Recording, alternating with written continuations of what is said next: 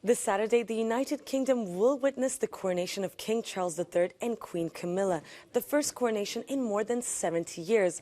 And for that, the country is pulling out all the stops, a three-day celebration, including street parties nationwide and a grand public procession. But there's one question that appears to be on a lot of people's minds. How much is this all going to cost and who's paying for it? Well, in short, the answer is that it is complicated. As with Jubilees and other similar events, well, the total cost isn't known until months, even years after the actual event.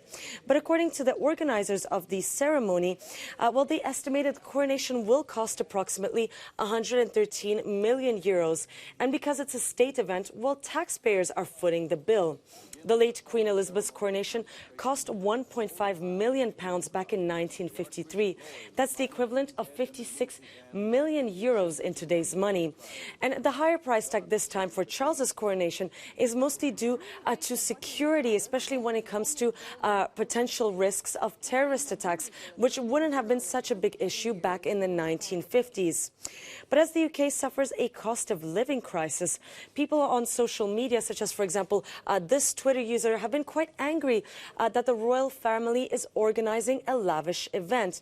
But the Crown explained King Charles is aiming to slim down the celebrations. The ceremony will be shorter than his mother's. It will last about 90 minutes to maximum 2 hours instead of 3 hours.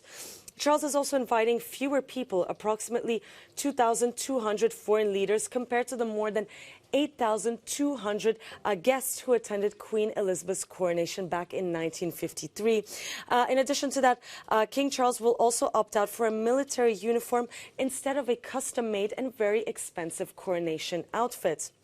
But for some, this is clearly not enough.